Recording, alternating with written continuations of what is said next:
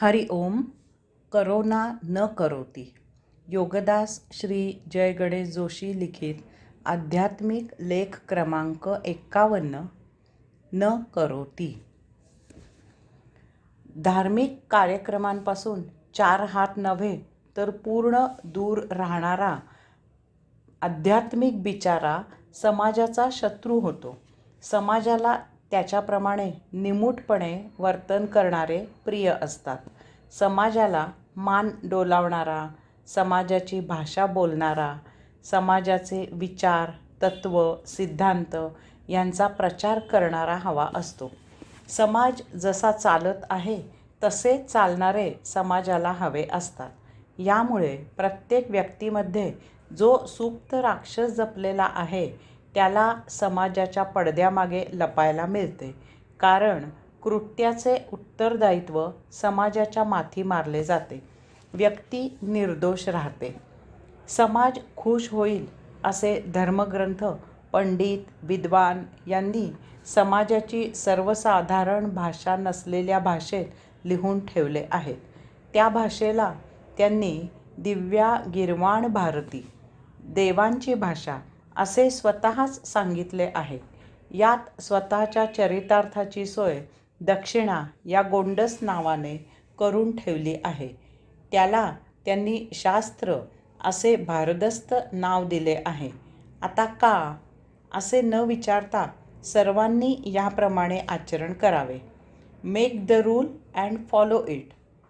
तसे न करणारे धर्मबुडवे, नास्तिक, अधर्मी इत्यादी शेलक्या विशेषणांचे बळी होतात. बहिष्कृत टाळण्याच्या लायकीचे होतात. बाळा, ज्या आध्यात्मिक सद्गुरूंनी समाजाला सुधारायचा प्रयत्न केला त्यांची हत्या केली गेली. यास्तव अलिप्त राहून, मुखावर सुहास्य ठेवून तुला अध्यात्म साध्य करायचे आहे. लेख क्रमांक 52.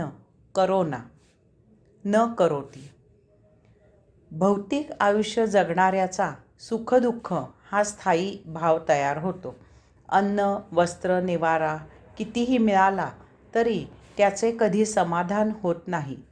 अन्य भौतिक उपभोग कितीही मिळाले तरी त्याची तृप्ती होत नाही. तो सतत नवीन उपभोगांच्या मागे भरकटत असतो. सुखदुःख हा माणसाने आपला आपण स्वतःवर ओढवून घेतलेला शाप आहे. यामध्ये ज्यांना उपरती होते त्यांचा सुखदुःख हा स्थायी भाव तसाच असतो. यामुळे ते परमात्मा प्राप्त करण्यासाठी स्वतःला क्लेश करून घेतात, उपाशी राहतात, चारी बाजूला अग्नी पेटवून त्यामध्ये जप तप करत बसतात, ओलेट्याने देवळाला प्रदक्षिणा घालतात, इत्यादी अनेक विचित्रपणा करतात. वैराग्याची खूण म्हणून दाढी, मिशा, जटा वाढवतात, भगवे किंवा पांढरे कपडे घालतात, कुटुंबापासून, समाजापासून पळून दूर मठात, आश्रमात, देवळात, पर्वतावर, हिमालयात जातात. तेथे देहाला पीडा देत तपश्चर्या करतात. अशाने वैराग्य येत नाही, ते आतून यावे लागते. वैराग्याचे सोंग आणून कोणी योगी, संन्यासी होत नाही. अशाने मुक्ती मिळणे तर अशक्य आहे. कारण हे वैराग्यासाठीही बाबा वाक्यम प्रमाणम असा परंपरागत सुरू असलेला मूर्खपणा करतात. हे मानवी जीवनाचा न करोती हा अर्थ जाणून घेत नाहीत. यास्तव आता मी तुला जीवन योग सांगणार आहे. हरि ओम.